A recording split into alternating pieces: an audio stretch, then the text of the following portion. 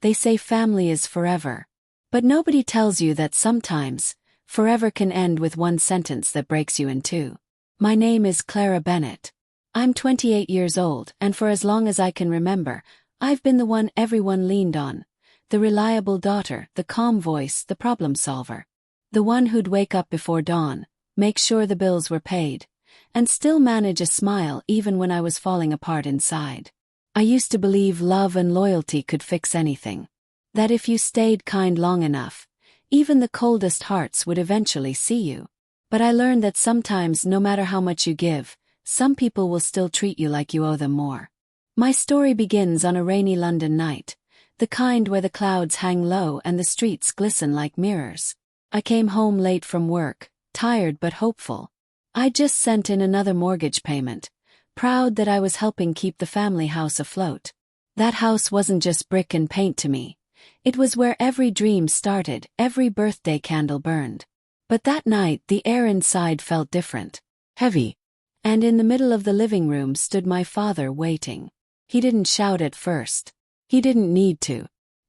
His silence was sharp enough to slice through the air. Then, in one explosive moment it happened, the words that changed everything. Get out of my house, Clara. And don't ever come back. I remember the way the lamp flickered behind him. The way my mother froze at the door. I stood there, motionless, hoping maybe it was a cruel joke. But his face said otherwise. He meant it. Every word. So I left. No screaming, no tears.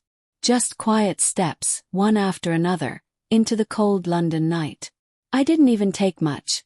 Just my coat, my bag, and the last bit of dignity I could hold on to. That night I learned something powerful. Silence can be louder than any scream. Because when people push you away, they never expect you to come back stronger. They expect you to disappear. But I didn't. I rebuilt myself piece by piece, far from the noise, far from their judgment. I found work, peace, and for the first time in years, a quiet kind of strength that didn't depend on anyone's approval. Still, sometimes I'd wake up wondering if they missed me. If they ever realized what I had sacrificed to keep their lives comfortable. Because while they slept soundly, I was out there, holding everything together. And yet, the very people I protected turned me into the villain. But life has a strange way of balancing things. Because months later, when the phone rang, when my mother's trembling voice asked me a question that would change everything, I realized that the game had finally shifted in my favor. That night I was broken. But now, I was about to teach them the meaning of loss. Before I continue, I'd love to know where you're watching from. And please don't forget to hit that subscribe button, like and share my stories. Tell me, what would you do if your own family pushed you out, only to come crawling back when they realized what you truly meant to them? They say family is forever. But nobody tells you that sometimes, forever can end with one sentence that breaks you in two. My name is Clara Bennett. I'm 28 years old, and for as long as I can remember, I've been the one everyone leaned on. The reliable daughter, the calm voice, the problem solver. The one who'd wake up before dawn, make sure the bills were paid, and still manage a smile even when I was falling apart inside. I used to believe love and loyalty could fix anything. That if you stayed kind long enough, even the coldest hearts would eventually see you. But I learned that sometimes, no matter how much you give, some people will still treat you like you owe them more. My story begins on a rainy London night, the kind where the clouds hang low and the streets glisten like mirrors. I came home late from work, tired but hopeful. I'd just sent in another mortgage payment, proud that I was helping keep the family house afloat. That house wasn't just brick and paint to me. It was where every dream started, every birthday candle burned. But that night the air inside felt different. Heavy. And in the middle of the living room stood my father waiting. He didn't shout at first. He didn't need to. His silence was sharp enough to slice through the air. Then, in one explosive moment it happened, the words that changed everything. Get out of my house, Clara. And don't ever come back. I remember the way the lamp flickered behind him. The way my mother froze at the door. I stood there, motionless, hoping maybe it was a cruel joke. But his face said otherwise. He meant it. Every word. So I left. No screaming, no tears. Just quiet steps, one after another, into the cold London night. I didn't even take much. Just my coat, my bag, and the last bit of dignity I could hold on to. That night, I learned something powerful. Silence can be louder than any scream. Because when people push you away, they never expect you to come back stronger. They expect you to disappear. But I didn't. I rebuilt myself piece by piece, far from the noise, far from their judgment. I found work, peace, and for the first time in years, a quiet kind of strength that didn't depend on anyone's approval. Still, sometimes I'd wake up wondering if they missed me. If they ever realized what I had sacrificed to keep their lives comfortable. Because while they slept soundly, I was out there, holding everything together. And yet, the very people I protected turned me into the villain. But life has a strange way of balancing things. Because months later, when the phone rang, when my mother's trembling voice asked me a question that would change everything, I realized that the game had finally shifted in my favor. That night I was broken. But now, I was about to teach them the meaning of loss. Before I continue, I'd love to know where you're watching from. And please don't forget to hit that subscribe button, like, and share my stories. Tell me, what would you do if your own family pushed you out, only to come crawling back when they realized what you truly meant to them? It happened 3 weeks after my father's outburst. By then, the silence between us had turned into something heavier. Not absence, but finality. I'd started to convince myself that maybe I really had done something wrong. That maybe, just maybe, I deserved it. Then one evening, while scrolling through my phone, a message came in. It was from an old family friend. Someone who didn't know I'd been cast out. He sent a casual text. "Your dad says you're doing great in America. Must be nice." America. Froze. My spoon dropped into the bowl, soup splashing across the table. My father had told people I'd moved abroad, that I'd found a better life. And just like that, everything clicked. He wasn't ashamed of what he'd done. He was rewriting the story. The man who told me to get out and never come back was out there smiling, pretending his daughter had left by choice. Pretending he hadn't torn his own family apart. And my mother, she went along with it. At first, I couldn't understand how she could. But the more I thought about it, the more it made sense. My father's pride was her oxygen. She'd rather suffocate with him than breathe without his approval. Still, I couldn't hate her, not yet. Because I knew that kind of silence. I'd lived it too long myself. Weeks passed.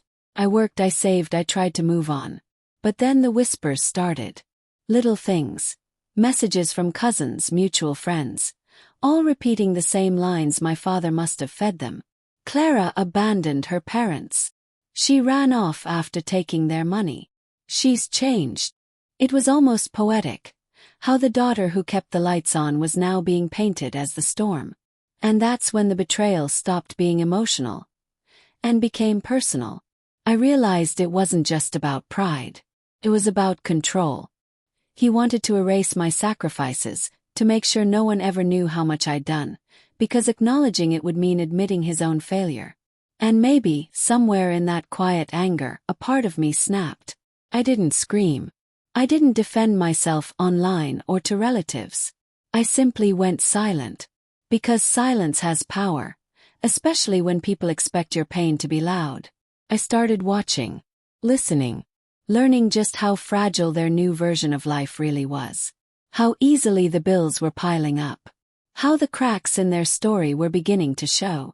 And one thing about betrayal, it never goes unanswered. Not when it comes from the very people you bled for. So I waited.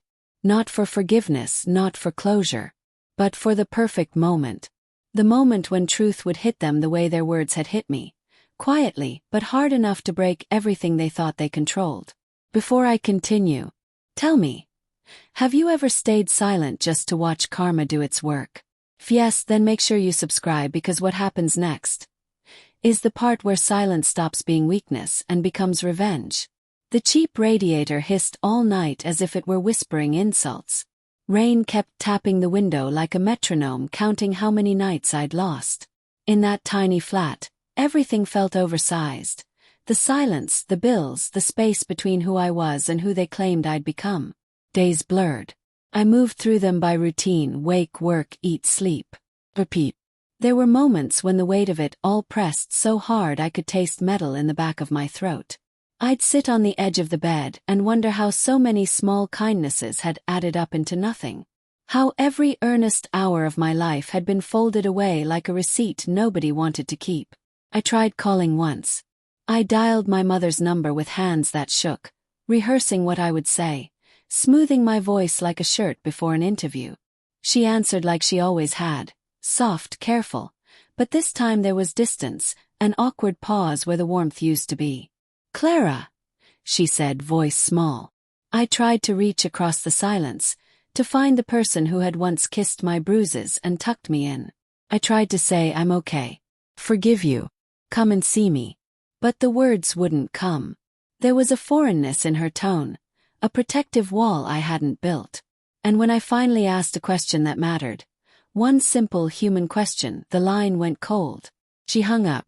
Nobody explained anything. They let me vanish like a coin swallowed by a sofa. News traveled in fragments. Overheard conversations, a cousin's cautious message, the familiar way gossip bends truth until it snaps. I learned they'd rewritten my absence into a story that suited them. I learned that people can be cruel in the name of convenience. The nights felt longer than they were. Once, in the dark, I counted the hours I'd given away. Birthdays missed at work, a promotion declined because my mother needed me at home, a weekend spent in A&E holding a hand that refused to look at mine. Each memory landed like a stone. I stacked them without thinking and found I'd built a wall around my chest. One morning, after too little sleep and too many unpaid invoices, I stood at the window and watched two neighbors argue over a parking spot. Their fight was petty, ridiculous, and in that ridiculousness I found clarity. They were arguing over something they could see. I had been arguing over something invisible. I had given my life to maintaining a place that would not recognize me as its owner. I had been invisible in the home I helped build. For a while, despair tasted like defeat. I let it settle because the pity and the tears did one thing they rarely do. They cleared the path ahead. When you hit the bottom, the only direction left is up. And when every polite apology is absent and every hand that once reached for you pulls away, the choice becomes clear. They thought that breaking me would teach me to crawl back, apologetic and small. They expected the shame to do what words could not. Erase my worth and rewrite my story until I believed their version. Instead, hitting rock bottom did something else. Hardened me. It took away the illusion that loyalty meant being an invisible foundation under someone else's life. I remember sitting at the tiny kitchen table with a morning newspaper and a pen. The headlines were loud and ordinary, but my mind was suddenly ruthless and precise. No melodrama. No dramatic vows of vengeance. A decision clear as ink: no, that's not how this ends. I began the slow work of rebuilding. Not to please them, not to be seen by them, but to reclaim myself from the edges inward. I took temp jobs, counted every naira, learned how to make a pound stretch like a promise. I read legal forums late into the night, not out of malice but from a practical hunger for control. I practiced patience like a muscle. And while I did, I watched them from a distance the way one watches a play. Attentive, unemotional, learning every line they repeated, every excuse they rehearsed. I noted how quickly their household rhythms started to wobble when my absence created a hollow no one else wanted to fill. I watched because I needed to know the truth, not just about them but about how fragile the life they claimed I abandoned really was. If you're still here with me, tell me this. When someone you loved becomes a stranger, do you try to mend the bridge or do you build a new road? Hit subscribe if you haven't yet and drop your answer below. Because what comes next isn't about shouting louder. It's about moving in silence until the tremors reach them. The funny thing about hitting bottom is that it doesn't sound like a crash. It's quiet. A silence so deep, it forces you to listen to yourself for the first time in years. That silence changed me. It taught me that strength doesn't always roar. Sometimes it whispers. Sometimes it's found in the small, deliberate choices you make when no one is watching. So I stopped begging life to be fair. I decided to make it fair myself. Started with small things. I stopped sending money home. Not out of anger but clarity. For years I had paid bills I didn't live under, repaired roofs I didn't sleep beneath, and carried debts that weren't mine to bear. So I took my hands off the wheel and let them steer their own fate. At work I asked for extra hours. I took freelance bookkeeping jobs, quiet side work that built my savings one spreadsheet at a time. My coworkers thought I was just another tired woman in London hustling to survive. They didn't know I was building a war chest.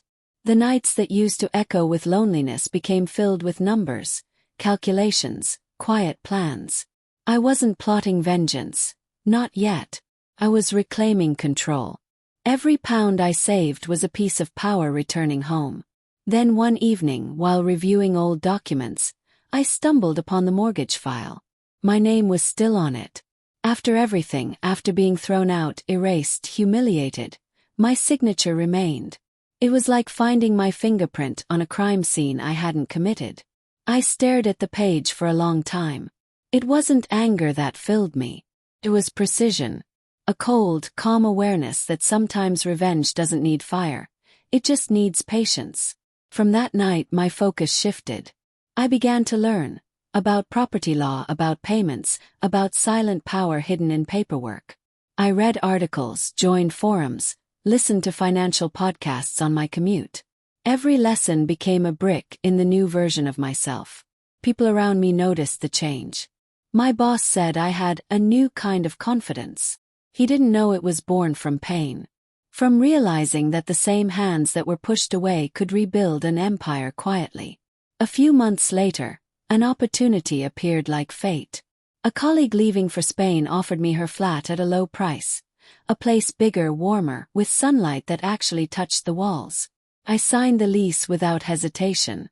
Moving in felt symbolic, like stepping out of the shadow they'd cast over me. And while I was moving forward, my parents' world began to tremble. I didn't hear it directly, of course.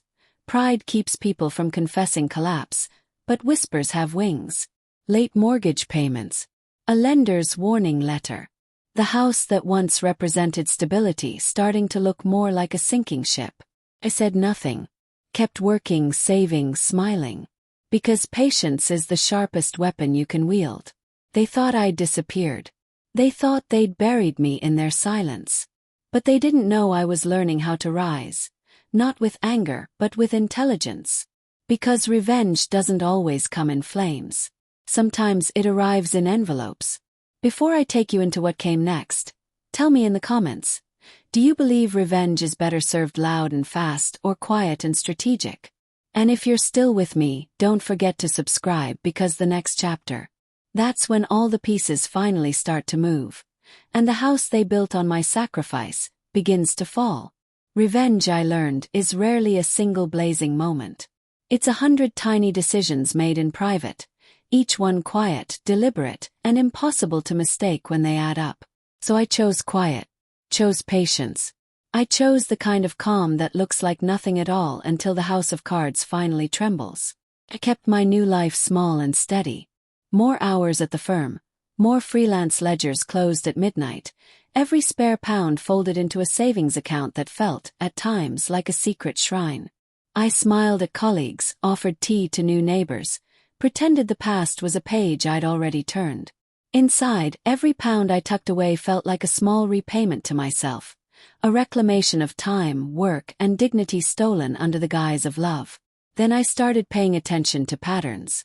The lender's name that showed up on a card in the back of a drawer. The little mailbox that sometimes had brown envelopes and sometimes had none. The way bills arrive on a schedule like clockwork, until they don't. It was mechanical and mundane and, precisely because of that, the most beautiful kind of weapon. I stopped visiting the house. I stopped calling with small reassurances and polite lies. I let them have their quiet. I let them believe I was gone. And when the time felt right, I made a single simple choice. I stopped sending the payments I used to send. Not out of vengeance for vengeance's sake, but out of a cold, clear understanding that the safety I'd been supplying could no longer be given for free. If they had erased my sacrifices and rewrote the story of my leaving, then their security would have to be earned like anyone else's. It was not a dramatic moment. There was no grand declaration. Just a suppressed breath and an email left unsent. Life continued. I kept working, kept saving, kept learning how mortgage timelines moved and how letters came in waves. I read the jargon not to exploit it, but to understand it. I watched from a distance without celebrating. There is a strange dignity in letting consequences unfold without cheering as they land. First, nothing obvious happened. Their routine rolled on like a cart with a loose wheel, wobbling but still moving. Then, small things began to shift. A neighbor mentioned seeing a man in a suit with a clipboard on the front steps. A cousin asked a cautious question about whether Mom had been feeling unwell. The little whisper network I'd once been part of now carried a different kind of news. Late payment, missed notice, a polite letter stamped urgent. It arrived like frost. Slowly, invisibly, until the damage was visible. I watched each stage like a scientist watching an experiment. Lender letters became firmer. The tone sharpened. A solicitor's formal note slipped through their door like a blade with a ribbon on it. I didn't revel. I only felt a cold satisfaction. Not joy at their pain, but recognition that truth was finally aligning with what had always been real. They began to scramble. Pride makes people clumsy. My father, who had once barked orders across the kitchen, now called a cousin and left long rambling voicemails when he thought no one was listening. My mother paced in the garden the neighbor told me about, hands over her mouth as if covering a surprise that tasted bitter. The house that had been built on the quiet of my sacrifices suddenly echoed with frantic steps. Rumors became questions. Questions became conversations in hushed tones. And one afternoon, when the air was gray and thin like old paper, my phone lit up. It was my mother. Her name on the screen blurred for a second, and then there it was, the voice I'd missed but no longer required. She was trembling with something that wasn't only fear. There was regret folded into it like a letter they'd forgotten to post. "Clara," she said, "we received a notice. The bank says." Her words faltered, then rushed. "Why did you stop? Why did you stop paying for the mortgage?" You can always tell when a home begins to crumble, not from the walls, but from the silence that starts living between them. 3 weeks after that call, the whispers became louder. Not just from family, but from neighbors, colleagues, even the woman who ran the corner store near my parents' street. London has a way of making private disasters sound like background noise. But this time, the noise was familiar. It was theirs.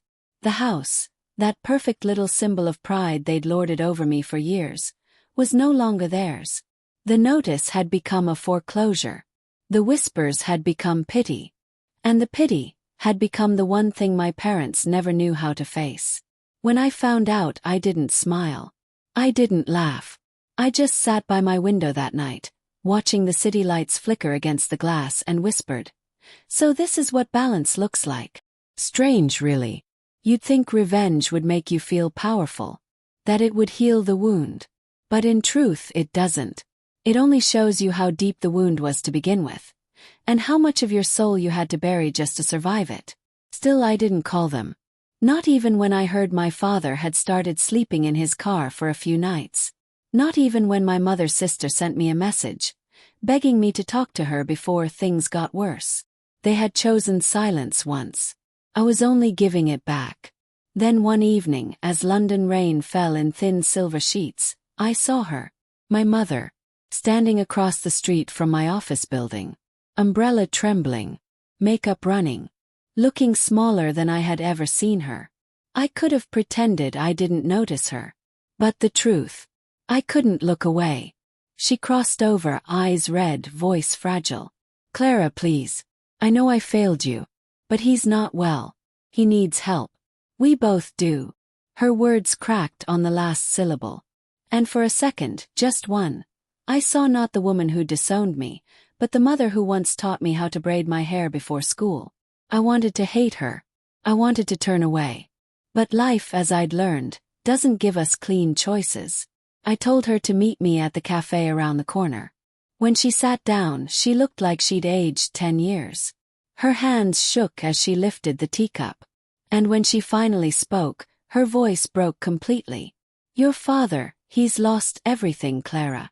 The contracts, the house, the business. We can't even afford rent next month. I watched her cry, but my mind stayed still, calm, cold, collected. Because this wasn't about vengeance anymore. It was about truth. Do you know what it felt like, I said slowly, to watch you both call me a burden while I was the one keeping your roof over your heads? To work late into the night, to skip meals, to send money you never even thanked me for. Her face fell. I know, she whispered. I was proud. Too proud. Pride. That word again. The same word that had poisoned everything. But this time I wasn't going to let it rule me too. I'll help, I said finally. But not like before. No more secrets. No more pretending I owe you peace. You'll work for it. Both of you. She looked up confused. Work for it. Yes, I said. You'll both work in the community project I manage. Unpaid, until you've earned back what you took. That's the only deal. She hesitated. But desperation has a way of bending pride. By the end of the week they agreed. And for the next 3 months I watched them rebuild piece by piece, not because I wanted to punish them, but because I wanted them to feel what I'd felt. The grind, the humility, the long, bitter taste of accountability. But something unexpected happened. In the middle of all that, the sweat, the exhaustion, the long days in the cold, my father changed.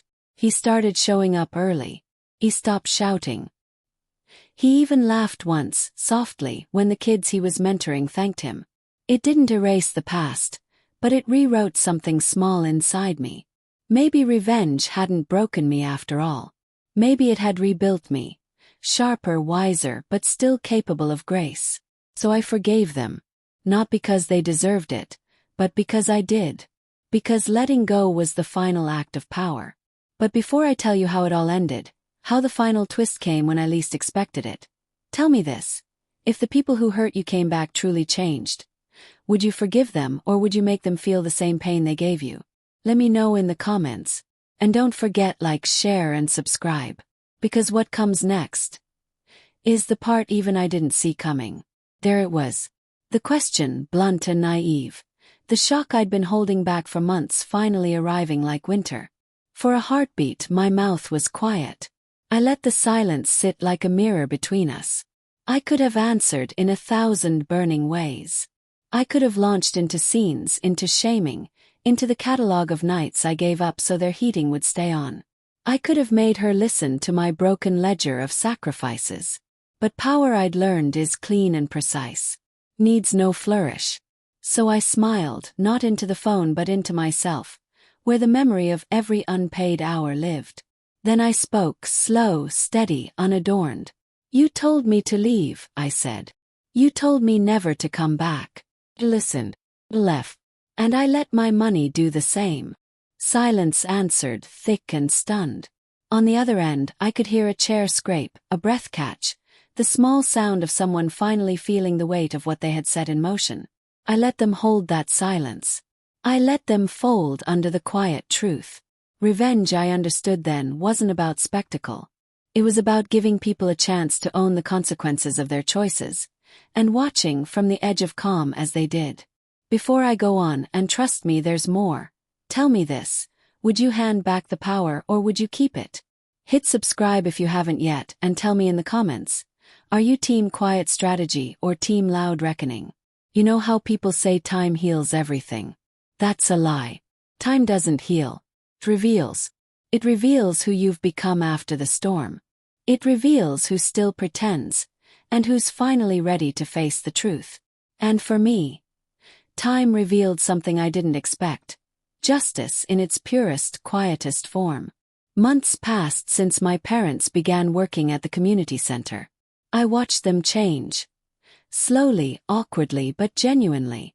The arrogance that once coated every word from my father was gone. My mother's sharp tongue had softened into something that almost resembled humility. For the first time I thought maybe, just maybe, they'd learned. But the universe, it doesn't hand out peace easily. Tests it. One gray Thursday morning my father showed up at my office again. But this time he wasn't angry. He wasn't begging either. He looked calm. Grateful even. Clara, he said, voice steady. I wanted to thank you. Not for the money. Not for the house. But for forcing me to see who I'd become. He reached into his pocket, placed a small folded note on my desk, and left before I could open it. Inside it said one thing. You were right. We buried you too soon. But you grew back stronger. I read it 3 times. And that's when the tears came. Not out of pain this time but release. Still, I didn't know that a bigger storm was coming. Final test. 2 weeks later, I received a call from the bank. Apparently, when the mortgage had defaulted months ago, there was an anonymous buyer who had paid off the remainder, in full. When I asked for the name, the agent hesitated, then said quietly, "The records show. It was your father." Froze. He'd repurchased the very house I stopped paying for, not to reclaim pride but to give it back to me. And on the same day, a letter arrived at my apartment. It was short, written in his rough handwriting. You taught me what strength looks like, Clara. You didn't destroy me, you rebuilt me. The house is in your name now. Not as payment, as apology. Take it and live freely. You've earned that peace more than anyone. For a while I just sat there. I could almost hear his voice in the words, softer than I'd ever remembered.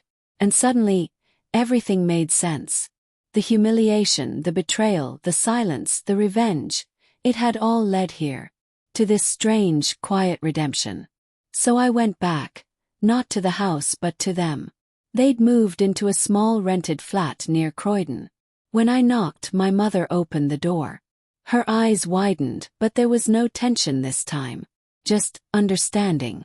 We didn't say much. Sometimes, silence can hold more forgiveness than 1,000 apologies. I stayed that night. Cooked dinner. For the first time in years we ate together, without fear, without judgment. And when I left, my father walked me to the car, looked at me and said, "You taught me that blood doesn't make family. Actions do. I'll spend the rest of my life proving that." That night, as I drove through the rain-soaked streets of London, I realized something profound. Revenge might give you control, but forgiveness gives you freedom. Because in the end, the greatest revenge isn't payback. It's becoming everything they said you'd never be. Happy, healed, and untouchable. They thought they buried me. They didn't know I was a seed.